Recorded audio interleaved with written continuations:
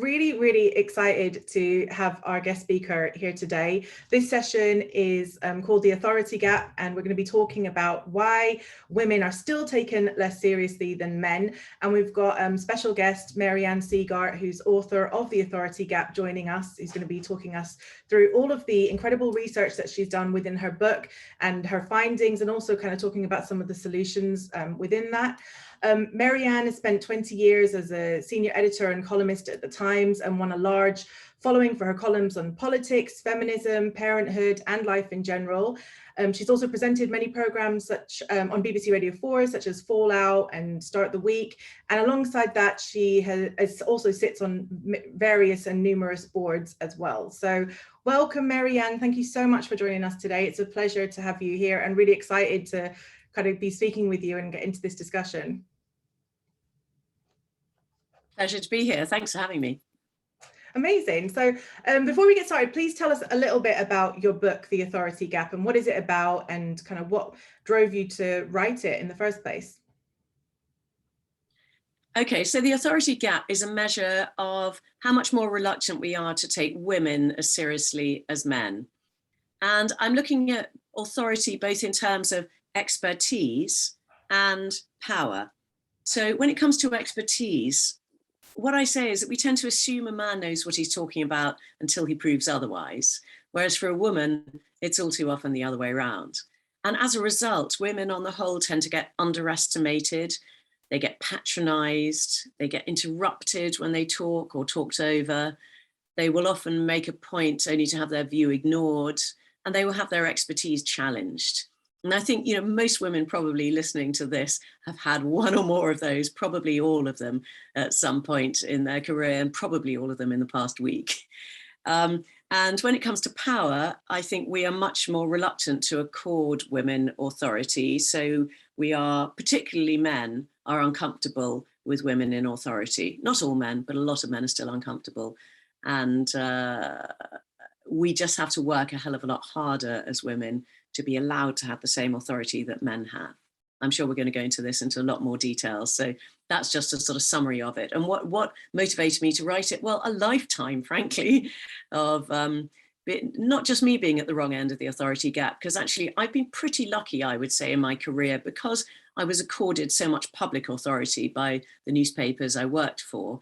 It was easier for me to be treated equally to men, but I've still come up against instances of it. But I've witnessed it so much in the course of my career with other women.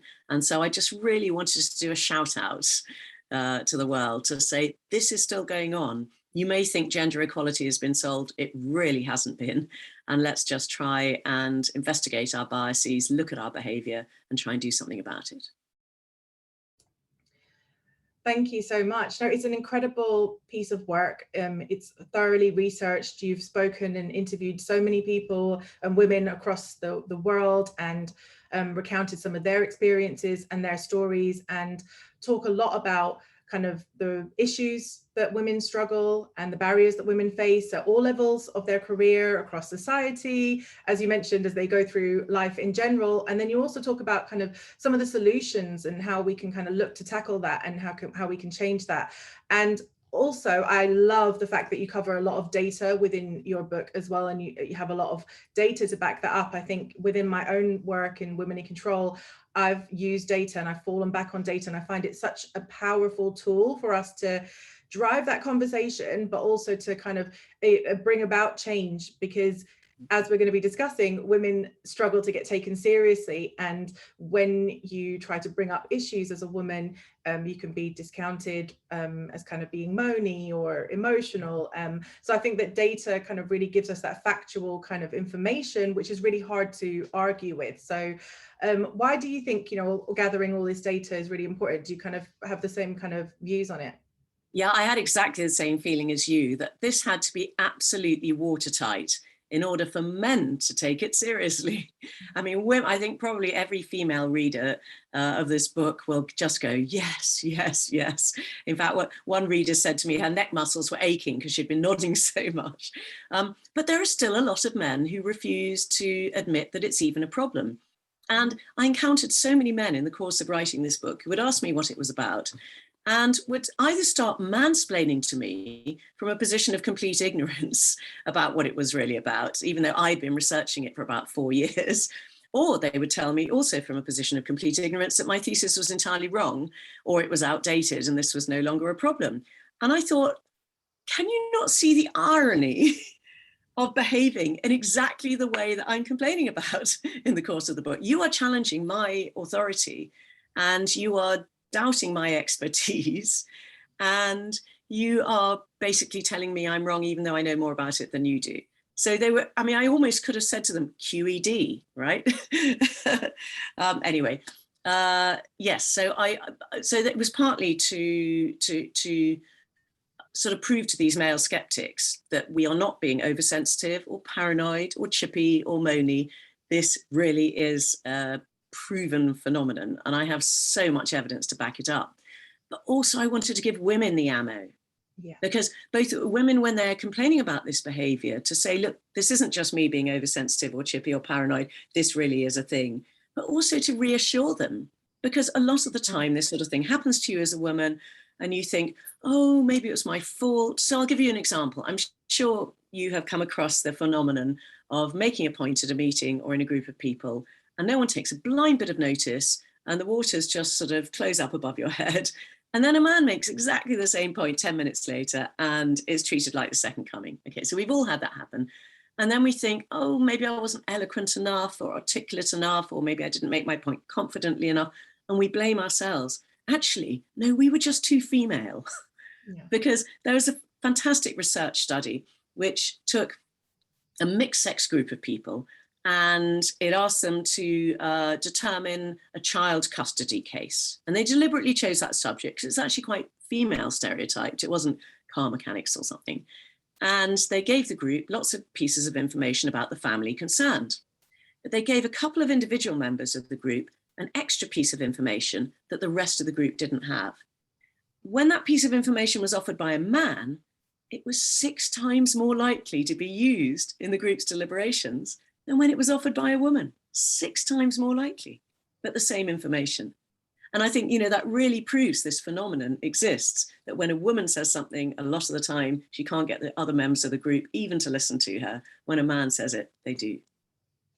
Yes, and I think exactly what you touched on, that it makes women realize that they're not imagining this, that they're not crazy, and it gives them the ammunition. A lot of the data and research that I've done is for women that work behind the scenes in the industry as executives, but also for female musicians, particularly not getting supported on radio, for example. And one of the reports I put out looked at how less women were played on radio. And in fact, men feature on 81% of all records in the top 100 most played songs on radio.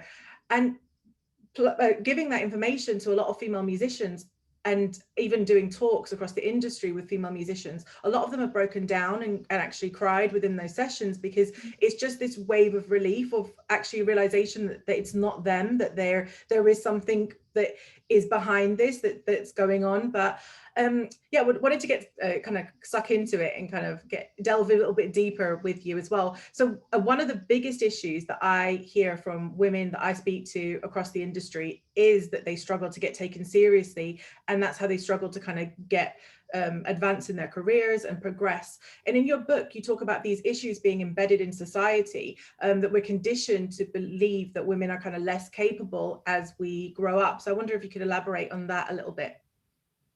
Well, actually, one of the most distressing pieces of research I uncovered, academic research, in the course of researching this book, was that if you ask British parents to estimate their children's IQ, they will estimate their sons on average to be 115, which in itself is pretty funny because the average ought to come out at 100.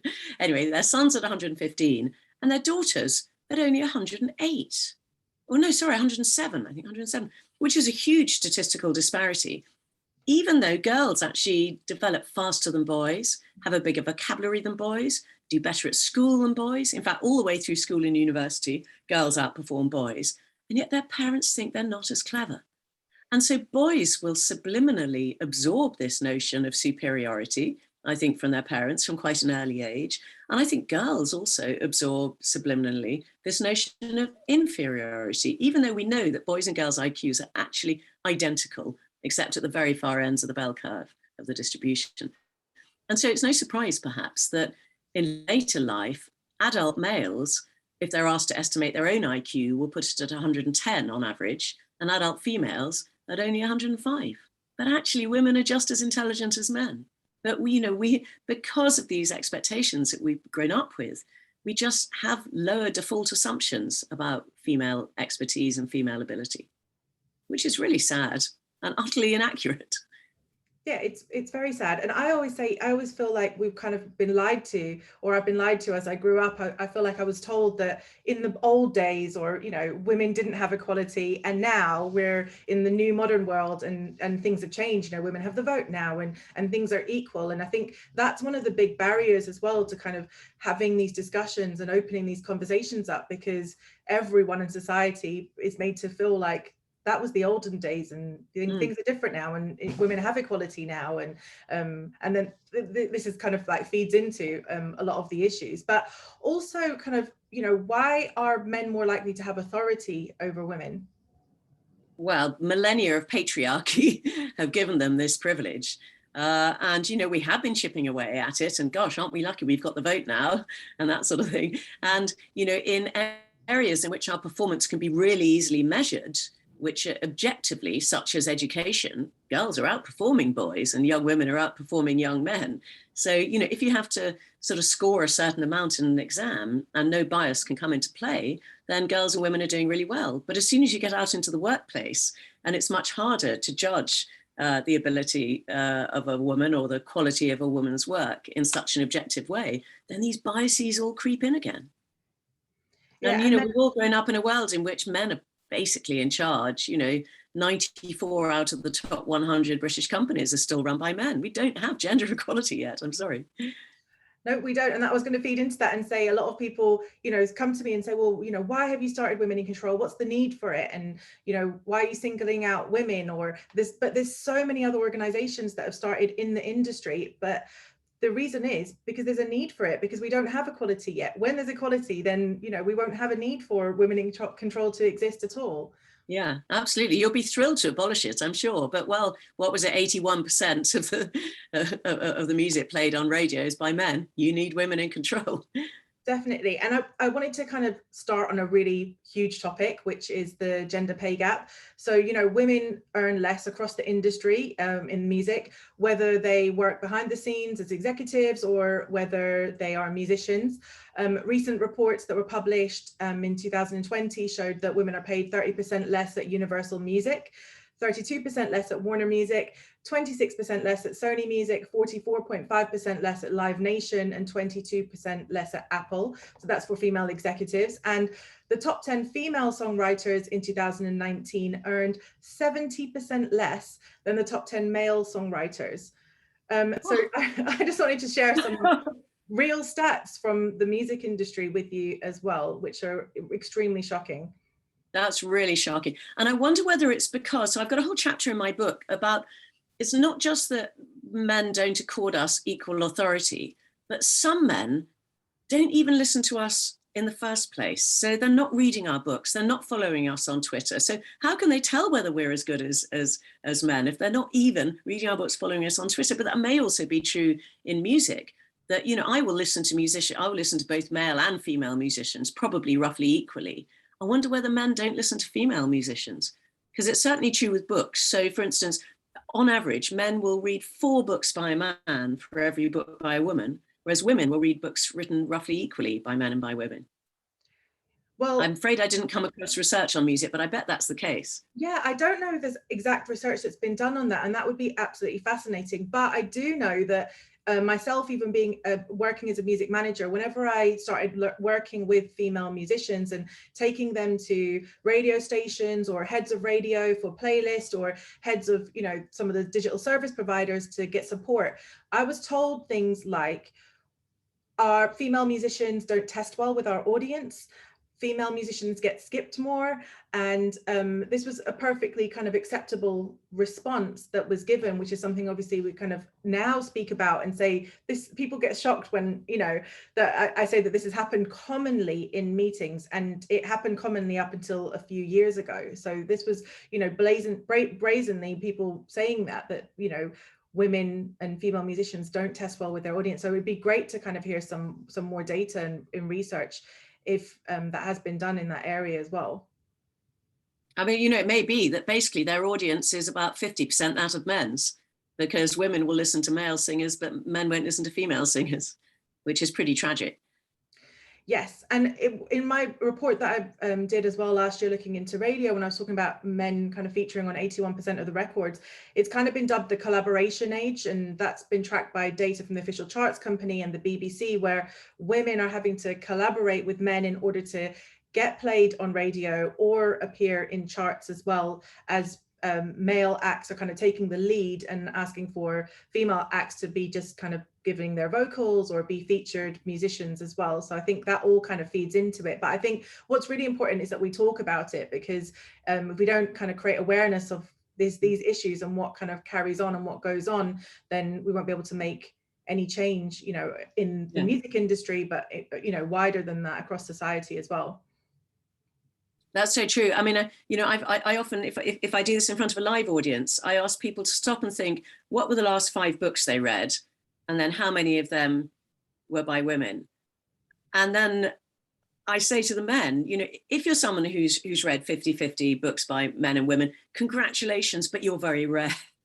And for the rest of the men, you can do something about this so easily. Just decide that the next few books you read are going to be by women, and it will widen your horizons. It will open your eyes to half the world that you probably haven't even been looking at or thinking about. And it's the same with music. You know, it's very easy for audiences to change their tastes just by being a bit more adventurous. Definitely. I wanted to touch a little bit on unconscious bias. I know you talk in your book, you know, about us all harboring unconscious bias. So women also take other women less seriously as well. I wondered if you could elaborate on that too. Yeah, so in lots of the studies I cite, women are just as biased as men. So for instance, there was a study in which the researchers sent applications for a job as a lab manager to top science professors in American universities, both male and female. And both male and female professors said that the male applicants, they were identical applications and they just randomly assigned a male or female name to it, that the male applicant was better qualified, that more hireable, and they offered him a higher starting salary.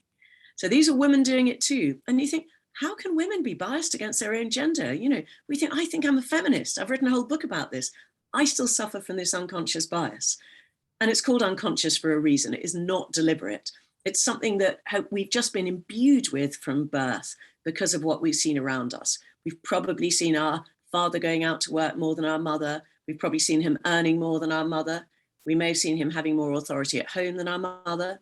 And then as we get older, we look at the world around us and we see that basically, as I was saying earlier, men are still mainly in charge. And so we much more readily associate male with authority than female with authority. And when we see women in authority, we're surprised. It feels quite incongruous.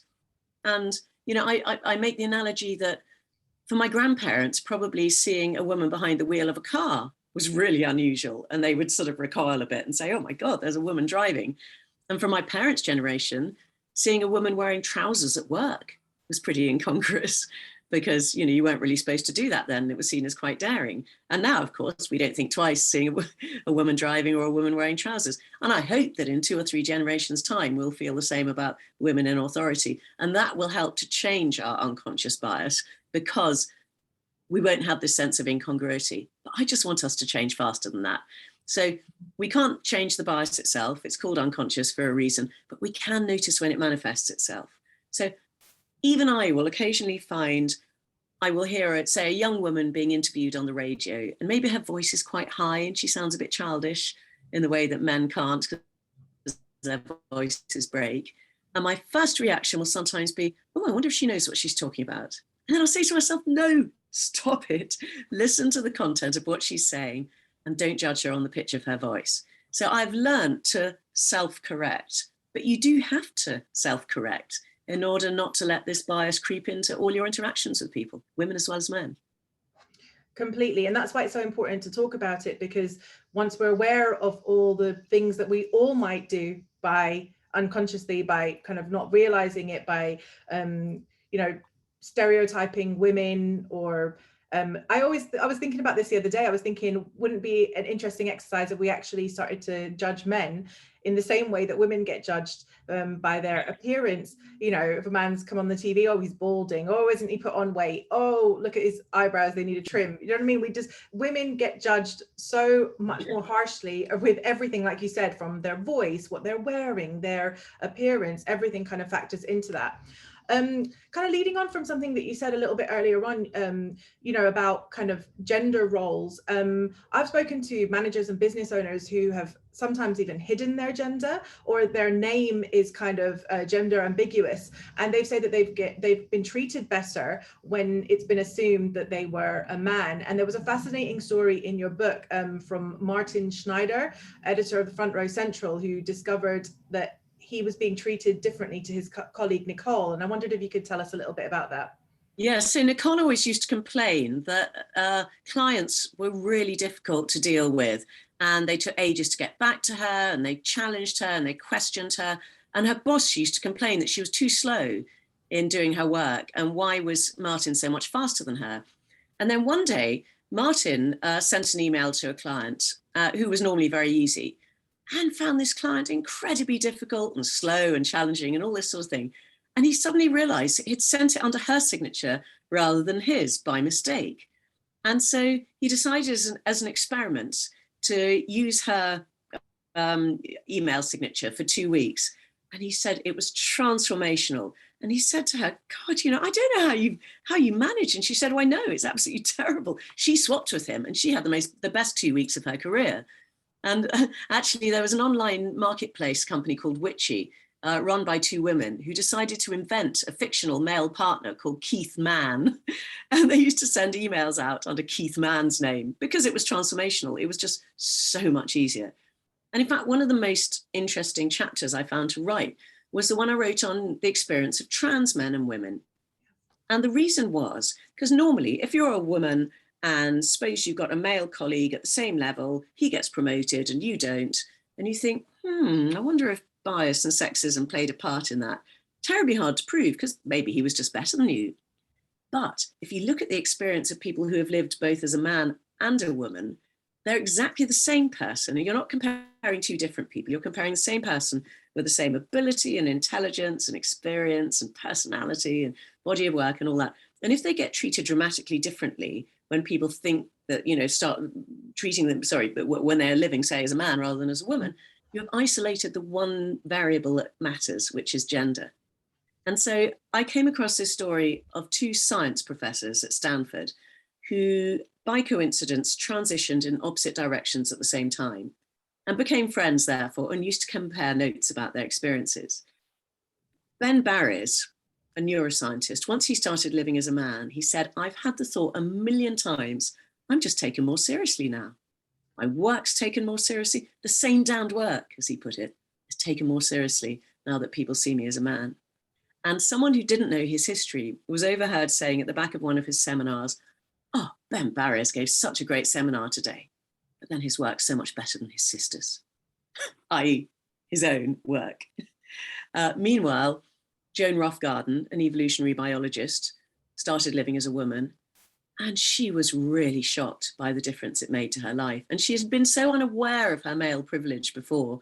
She said, I was just on this conveyor belt in my career, and I knew I was just moving upwards very fast, and I spoke and people listened. Everything I said and did was taken seriously. I was treated with respect.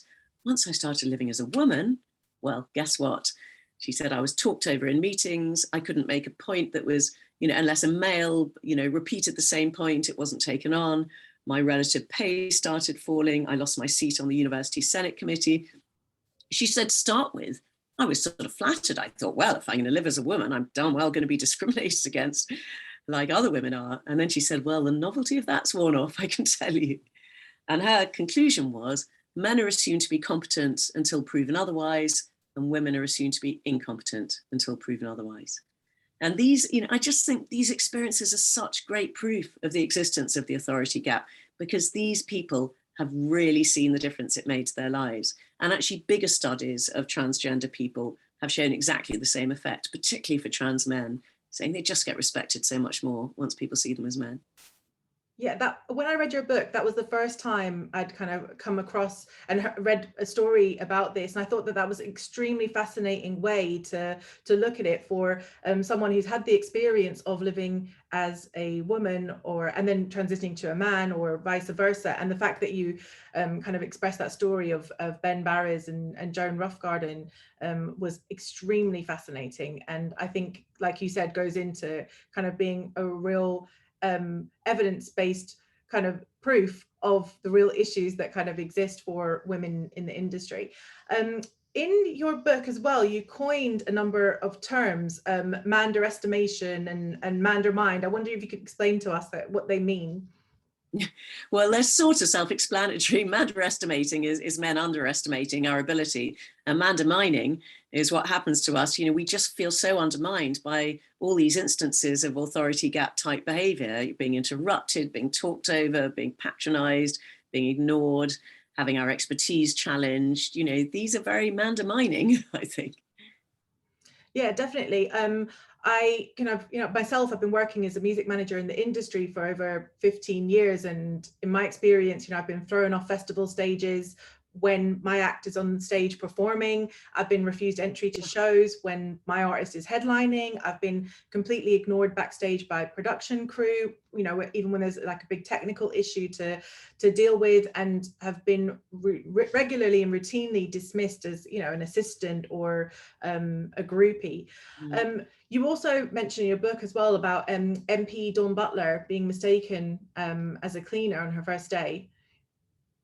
She walked into a lift. She was new Labour MP, and this white male Tory MP said, "This lift isn't for cleaners, She was an MP. She was his equal. I mean, how much white male superiority must have been going through his mind, not just to think that, but actually to say it to her. It's really disgraceful. And actually, the authority gap, I ought to talk about the intersectionality of all this, because the authority gap is bad enough for women in general, but it's a lot worse for women of colour. It's worse for working class women. It's worse, very much worse for disabled women. So black women are more likely even than white women to say that they have to prove extra evidence of their competence. And they're more likely than white women to say that people are surprised at their ability. And then, of course, you have the problem that however brilliant they are, if they do get appointed to a good job, people will think, oh, it was just a tick box diversity hire, and so they can't even prove their competence because people will assume they've just been promoted because of their colour. And then, of course, you get the racial stereotypes sort of combining with the gender stereotypes. So you get the problem of, the angry black woman. So, a black woman will perhaps complain about being interrupted and suddenly she's this, angry black woman. Or you get the submissive Asian woman who's not expected to be assertive because she's Asian. So, yeah, I mean, I'm at least white and middle class and able-bodied, but I still come across the authority gap. But I think we should be aware of the compounding effects of race and class and disability. Yeah. Definitely. And you also speak in the book about kind of motherhood and I guess how that impacts kind of career progression for women. I did a report on with a group called Radio Silence earlier on this year, and we spoke to over 100 women that work across BBC, Bauer and Global in radio as their main job. And over 60% said that they felt or they having a kid has or would have a negative effect on their career progression. So yeah, I thought you had a really good take on a lot of those issues within your book. Thank you. Motherhood can be disastrous for women at work because it is automatically assumed, again, it's the old stereotypes, it's automatically assumed that once a woman has a child, she won't be as committed to her career. If she wants to work part-time or flexibly, she can pretty much say goodbye to promotions. Whereas for men, so women suffer a motherhood penalty, men suffer a fatherhood bonus. So actually their pay and promotion prospects rise once they have children. And again, we're probably back to the sort of old-fashioned stereotype of, now he's providing for his family, you know, he needs more money, or he ought to be promoted. It's really monstrous. And it's very hard to counter these stereotypes. And I mean, I think the best thing, actually, well, we need affordable childcare, don't we, in this country? It is crazy how unaffordable and how difficult it is to get. But secondly, I think if we could completely normalize the idea of fathers taking as much time off work as mothers when they have children, so genuinely shared parental leave, then that helps the woman get back to work faster and possibly fuller time if she wants to. So that helps her in her career, but also it means that women of childbearing age won't be discriminated against as much as they are now. Because at the moment, frankly, if you're a woman aged between 20 and 40, a lot of employers will think, oh, she's too risky to take on. You know, she's going to want to take too much time off if she has a baby. But if men were just as likely to take time off when they had a baby, then frankly, employers couldn't discriminate against, they couldn't say, well, we're going to discriminate against all people between 20 and 40, because who on earth would they hire? So that would really level the playing field for women, I think, if fathers were both allowed and encouraged to take as much time off as mothers. And if senior men in organizations did it as role models for junior ones, so that junior men didn't think that their careers would be really harmed by this. That would be very helpful for women as well. And it would enable men to bond more with their children, and they would therefore be happier, so would the children, so would their partners. I'm talking of straight relationships, obviously. Yeah. And I wanted to talk a little bit about kind of women in general not being able to kind of express their personality or be their authentic self at work. Jude from AIM tweeted this yesterday. She said that she's got plenty of personality. She's heard that phrase said about a lot of women who speak passionately in a meeting, for example, but for men, that would be kind of part of their charm and they'd be accepted for any eccentricities. So I feel like it's more easier for men to be their authentic self at work. And have you found that as well? So much. There are so much narrower confines for women at work than there are for men. So part of the problem, part of the reason for the authority gap, I think, is that in general, men tend to come across as more confident and assertive than women. And that's partly because of what I talked about in childhood, that, you know, boys are sort of boosted much more than girls are, and therefore they feel more confident about themselves anyway. Secondly, they don't come up against all this man-demining and man-underestimating that women do. And that's bound to dent our confidence if people interrupt and talk over us or underestimate us or challenge us much more. That's going to make us feel less confident. But you might then say, well, just get over it, women, and just act as confident as the men do, and then you'll be fine. Sadly, if only it were that easy, it's not just a question of leaning in more. Because of these sneaky little stereotypes, very old-fashioned stereotypes, that most of us still hold unconsciously, that women ought to be gentle and warm and unassuming and uncompetitive and unthreatening, whereas women and men are supposed to be confident and assertive and showing leadership skills. Once women start showing those supposedly male characteristics of being confident and assertive and showing leadership, we often recoil and we feel uncomfortable. And we start to use words about her like, oh, she's a bit abrasive, or she's quite strident, or aggressive, or bossy, or overbearing, or possibly even bitchy, ball breaking, controlling. You know, these are words that are never used of men who show those character traits.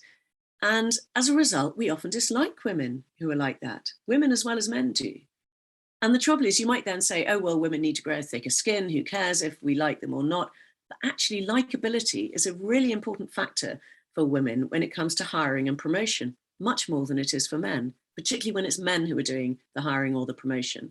And therefore, it matters if we're disliked. So bloody hell, how do we get this right? You know, if we're not confident and assertive enough, we're not taken seriously, we're not respected, we're not listened to, we're not heard, and we're not promoted.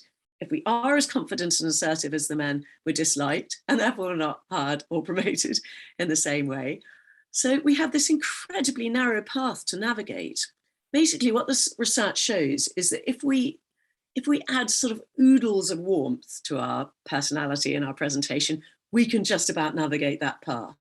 So, you know, we smile more than men, you you and I smiling at each other now, it's just completely ingrained. We smile more than men. We have to crack jokes. We have to sort of be incredibly careful of the egos, mainly male egos around us.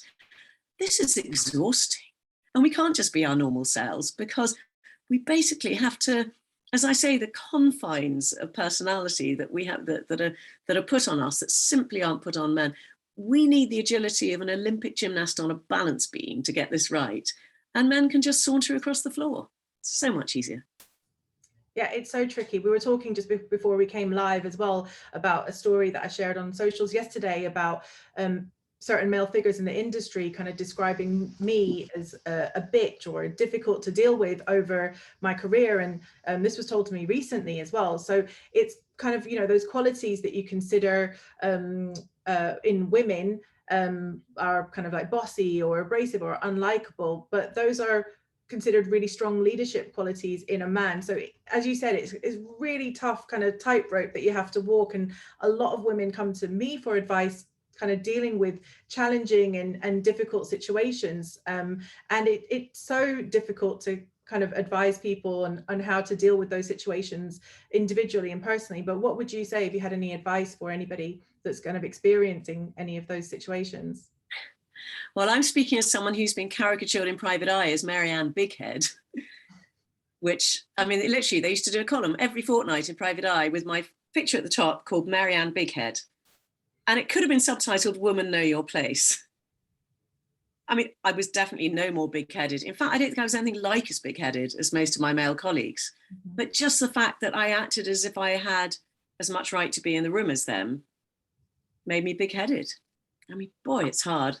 I think my advice would be, whether it comes naturally to you or not, do try and add as much warmth as you can, because that's probably the only way you're going to be able to get through this without being labelled a bitch. But it's really hard, because if you're a manager, right? You're negotiating on behalf of your musicians. You've got to be tough. That's your job, is to negotiate toughly.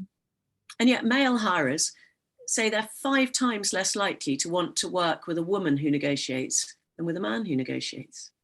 We get blamed for the gender pay gap. They say, well, you should just ask for more money. But if we do ask for more money, that's the reaction we get. I wish I could be more positive. It's really depressing. I think if we can only get men more aware of their, or men and women, but mainly men, more aware of their biases, if we can have more of these conversations, I think it will help.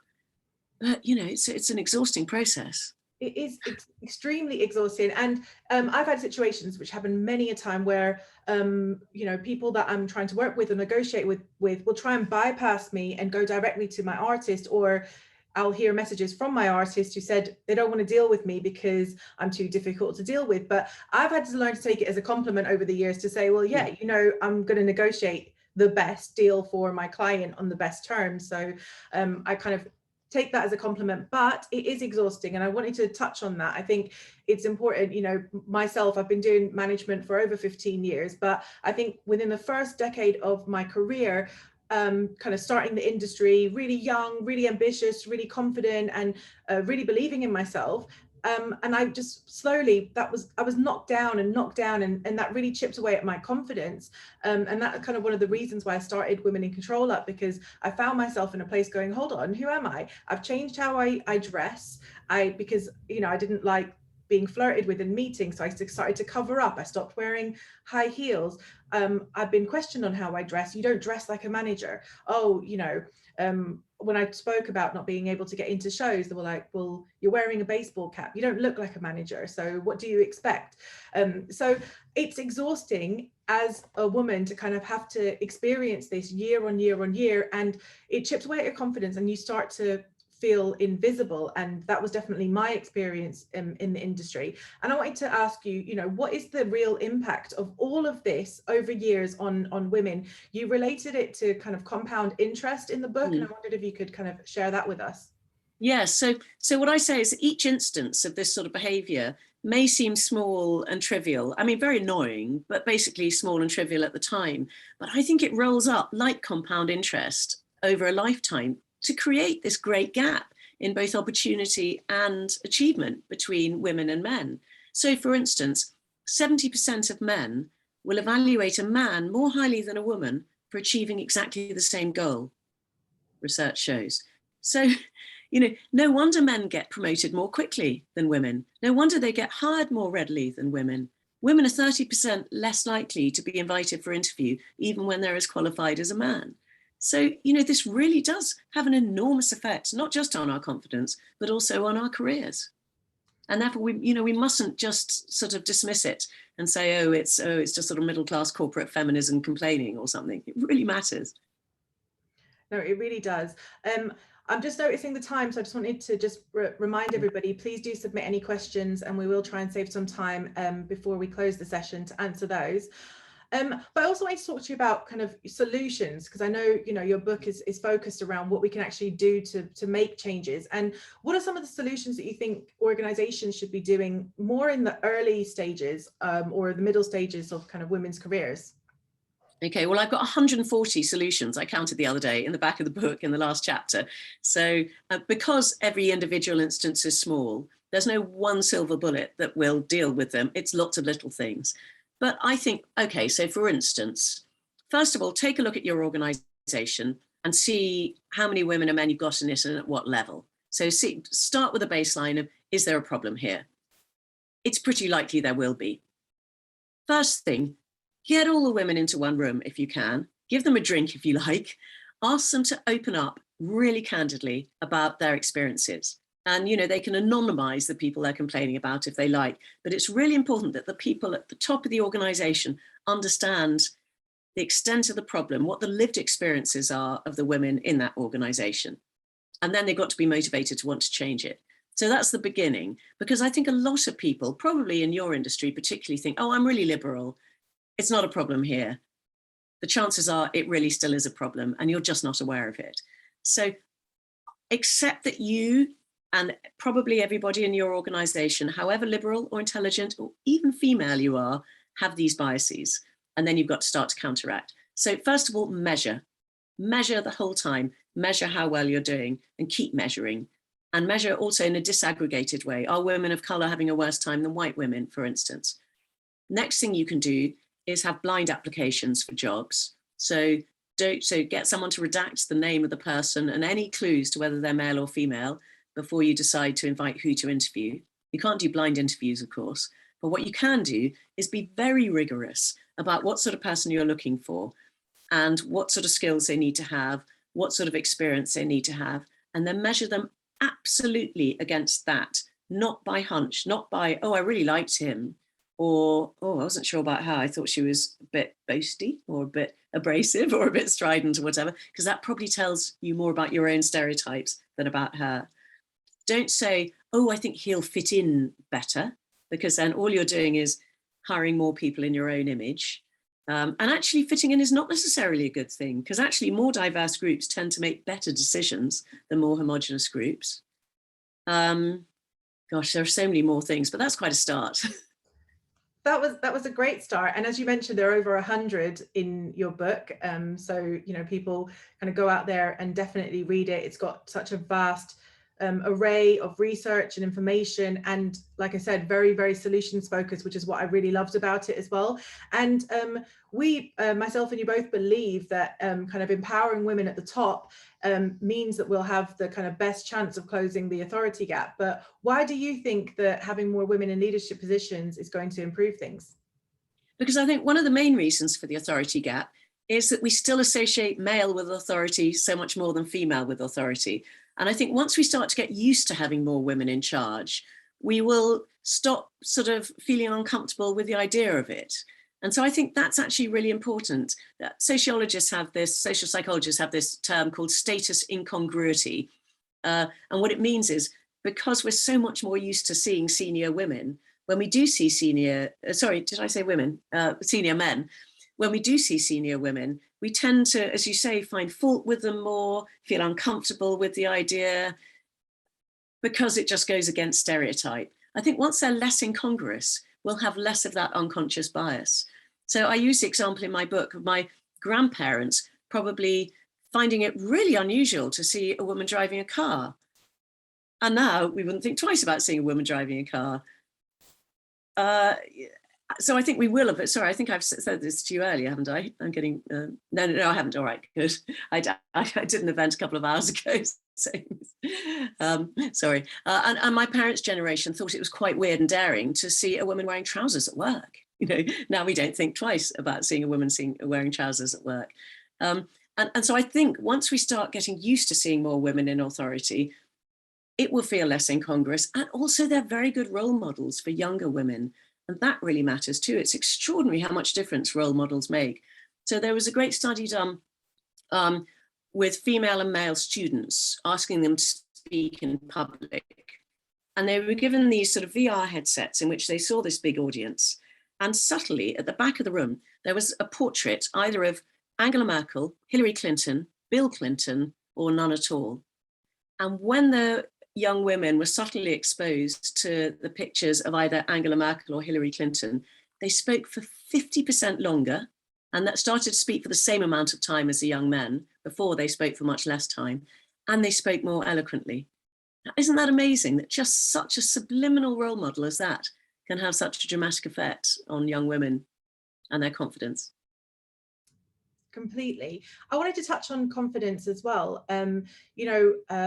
Within my work with Women in Control, and this is the part of the PPL board development program that I've developed with them, as part of kind of my conversations that I've been having with women, especially over the last 18 months, of kind of trying to actually convince women. And every single conversation with pretty much every woman that I've been speaking about going for board positions has been the same. It has been about convincing them and letting them know that they are eligible, intelligent enough, they bring value to the table, and worthy of being on the board.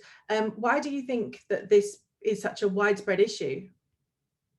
Well, it starts really early in childhood.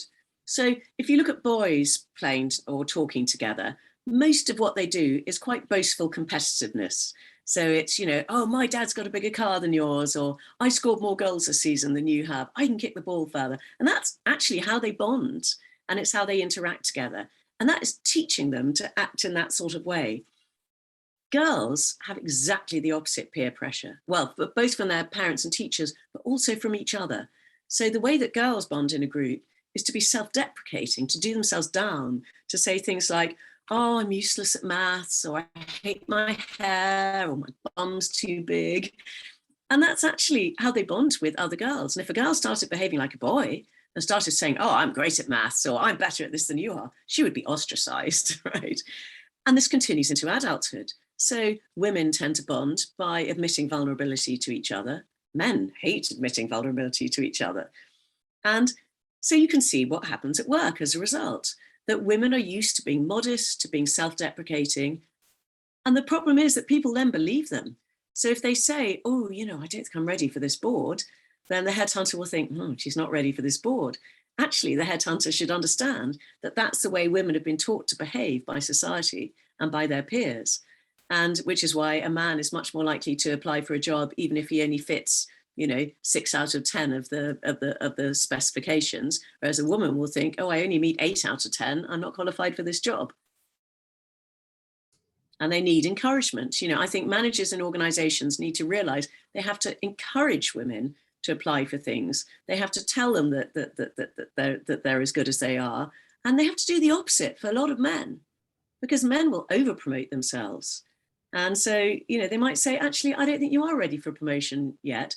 Let's promote, Nadia, who actually, though she hasn't been, raging about how brilliant she is, I actually think is performing better. So you've got to cut through the crap, stop mistaking confidence for competence, because they really aren't the same thing. Completely. No, completely back everything that you've said. And it's just been with a lot of conversations that I've had with kind of women going for the boardrooms positions. It's been the same conversation over and over again, and also teaching women how to kind of overcome that and actually think about self-promoting themselves and talking about themselves in a different way.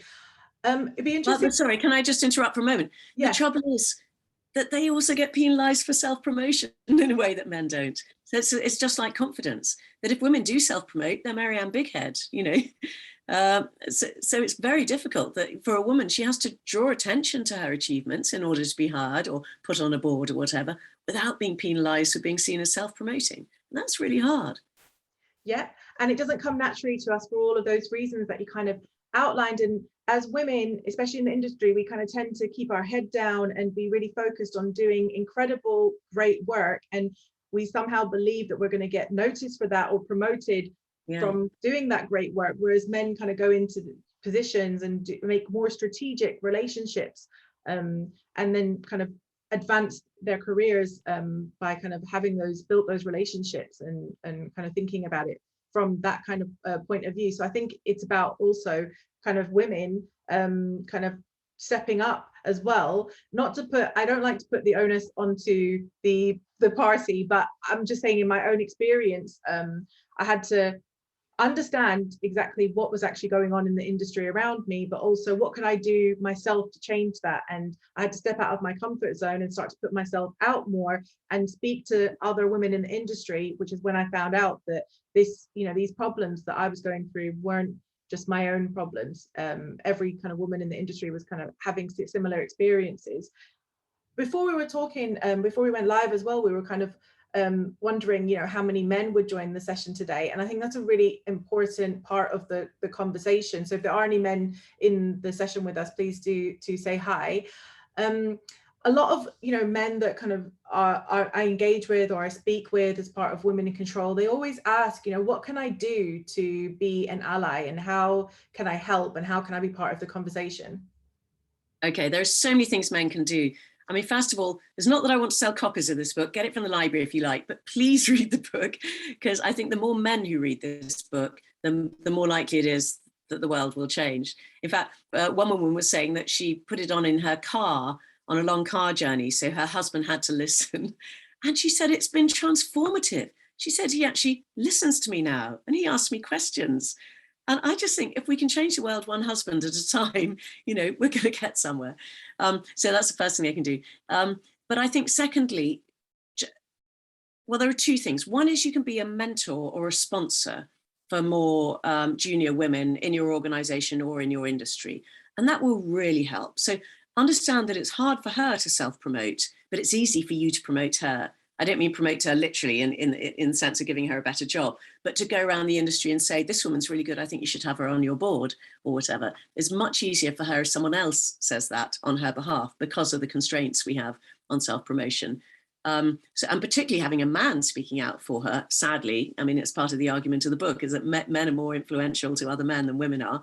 So having a male sponsor could actually be really helpful. But also men, I think, can call out authority gap behavior when they see it happening. So for instance, suppose you're at a meeting and you make a point and no one takes you notice and a man makes it 10 minutes later, your male ally could say, oh, I'm so glad you agree with what Nadia said earlier. Or if someone interrupts you when you're in mid-flow, he can say, oh, hang on, I really wanted to hear what Nadia was saying there. So that sort of allyship can also be really helpful. Yeah, completely. And I kind of second that in my own experience as well. It can be frustrating because as a female manager, I want to be deemed as being able to do my job without the assistance of a man. But I've learned that by kind of expressing that and speaking to my team around me, that they've been able to kind of help me through some difficult situations by,